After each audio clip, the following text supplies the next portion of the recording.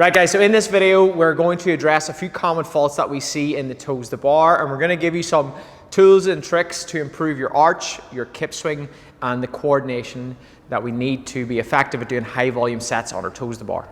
So the first thing we want to address is loss of tension in the arch, okay? In gymnastics, the more tension we can carry through a movement, the tighter our shapes, the more efficient we're going to be.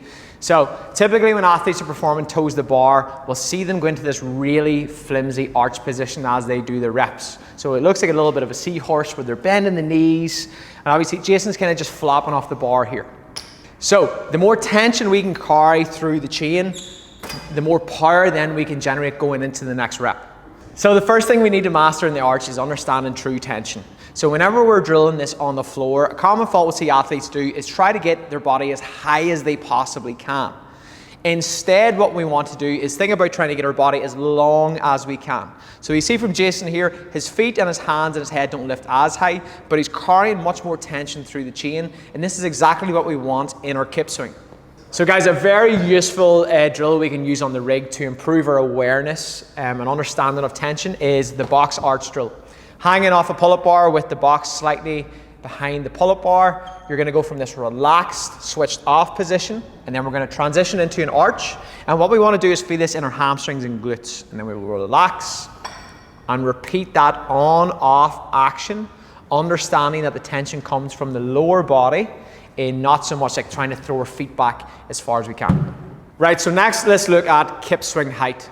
So what we need to understand here is the higher we can kip, the easier it's going to be to achieve your toe to bar, because we're closing that gap between our hands and our toes. So if we have a look at Jason here, Jason has a really high kip swing behind the bar, and if we see him transition into toes to bar now, we're going to find this very effort for him to then lift his feet up because he doesn't have to cover as much range. So what I want you to understand is that the toe to bar is more than just lifting your feet towards the bar. You want to think about pushing the bar down towards the feet. So if I was to ask Jason to put both hands out like this and push my hands down towards the floor, as a result, he should feel his delts and his lats, all those muscles in the upper back, light up. That's exactly what I want you to try and achieve on this next drill. So hanging off a pull-up bar with the box slightly in front, Jason is going to have his toes resting against the box. And then from here, trying to maintain a hollow body position, he's going to push against the bar and try and establish some height in his kip swing. Now, a lot of you are going to be very limited to how much height you can generate on this, as it's quite an isolated movement, but the goal is just trying to understand that there's constant tension on the upper body as we kip. So if you struggle with that last drill or you want to improve more lever strength, pull-up pushbacks are a great training exercise to add to your routine. So you're going to perform a regular pull-up, but then at the top, to train more specifically to toe to bar, you're going to push yourself away and try to lower yourself as slow as you can. What this is going to do is build more straight arm lever strength, which is going to enable you to get higher behind your bar. When it comes to building mind-muscle connection and building a more real-world technique for your toes to bar, band and kip swings are a really good tool to use. So with the band around your feet, hanging off your pull-up bar, your goal is to accumulate 6 to 10 kip swings, but on each rep, your goal is to build more and more height. So you'll notice whenever Jason enters the end phases of a set, he's getting really high behind the bar, and that's exactly what we want to mimic in our toes to bar. All right, next, let's look at coordination and timing. So the first thing I want you to understand is that imagine a vertical plane down from your pull-up bar. Whenever we kip, if our chest is ever in front of the bar, our feet are behind, and vice versa. Now, if we were to upset that balance and our chest and feet end up on the same side of the bar, we create this pendulum swing and we are no longer in control. And that's exactly what happens whenever athletes do their toes to bar and they drop their feet down slowly.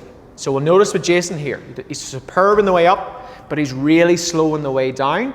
And that's what creates that awkward double kip between reps. So to address this issue, we're going to perform supine toes to kettlebell. So Jason's going to lie on the floor. We're going to talk through the sequence of this. So he's going to pull his knees up towards his midline. And as he's doing this, I have my hand behind his knee and he's trying to pull his heels towards his butt to keep tension. 2, he's going to ball up, maintaining tension behind the knee. And then he's going to kick towards the kettlebell as if he's doing his toe to bar. Now, what most people do wrong in their toes to bar is that they'll keep their legs straight and they'll take this big, long, slow, loopy path on the way down. What we want to learn here is that once we come to the apex of the movement and we kick towards the kettlebell, we want to reverse the sequence. We want to pull the heel towards the butt. And as we come down, we're then going to aggressively kick out towards the floor, similar to what we worked on in the arch drill. So guys, the overall emphasis here is on a fast return. So we're going to start with kipping knees to chest. And what I really want you to focus on is driving your feet down really fast between reps. Once we can do this and maintain rhythm for 5 to 8 reps, we want to then increase the height, not only of our kip, but our knees, aiming to bring our knees towards the armpits. If we can achieve this, we're pretty much at the standard for your toe to bar. The only change is that quick knee action of kicking the bar and then pulling actively towards the butt cheeks like we practiced on the floor. Jason will give us a demo here. So as you can see, it's about that fast kick, but also that fast return.